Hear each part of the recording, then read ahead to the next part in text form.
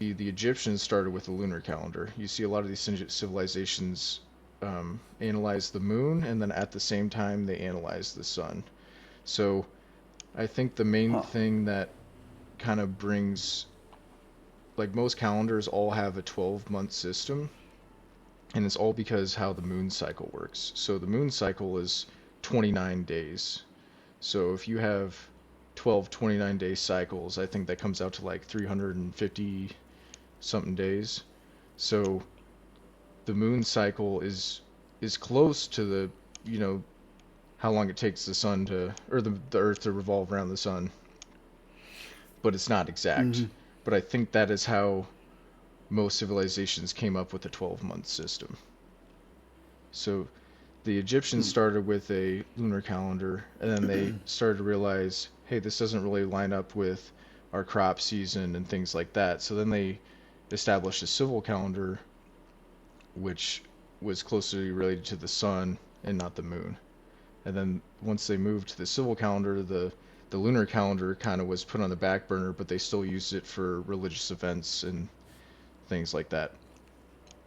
But the Egyptians were Hmm. actually very smart with analyzing, you know, the astrology of the sun, and they realized that there were 365 days in a year, and they split it up into three different seasons of 120 days each. And then so you have 123 seasons at 120 days is still 360 days. So similar to what they believe at Stonehenge, they had this 5-day period of, they call it like intercalary month. So during these 5 days, the Egyptians would celebrate the birthdays of their gods. So it was Osiris, Horus, Set, Isis, and Nephthys. So their calendar was structured a lot different than ours. They had 3 seasons of 120 days, and then those 120 days seasons were broken up in 4 months. So they would have three 30-day periods, and then those were subdivided into threes Oh, again damn. Hang on, dude. Sorry. Hang to on. have a 10. Can we take? Maybe it's easier to go the other way. Let's take a step back. So, do So, I need to get a pen and paper, my calculator out right now? oh, I'm sorry. Is this? All right. Let me so, start crunching some numbers here. Maybe I need to get an Excel sheet pulled up next to me. All so right. Let's. All I right. Go ahead. it's just the best way to think of it is they use thirds basically. So they would have a 10-day period, which they called a deacon, which is similar to a week or a Hmm. decade. You know, dec is 10, right?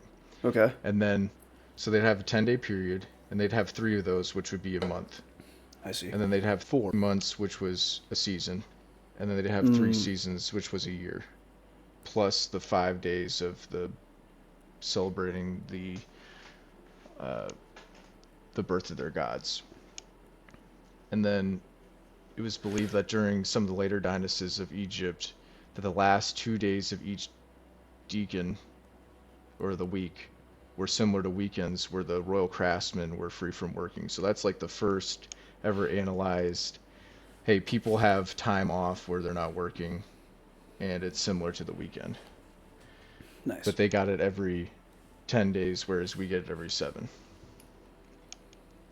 And it is also, we can see from recorded history in Egypt that they knew that their calendar was slowly shifting off because they did not observe leap days. They knew that the day was longer than, or that the year was longer than 365 days, but they never, I don't know how their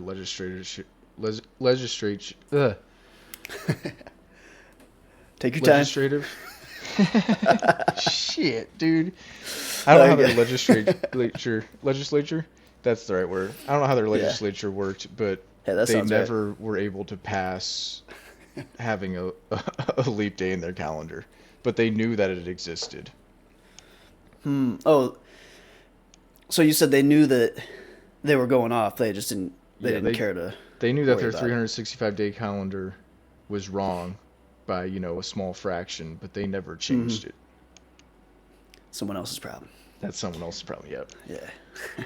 So that's kind of the history of the calendar in Egypt, and then transitioning now into to Roman times.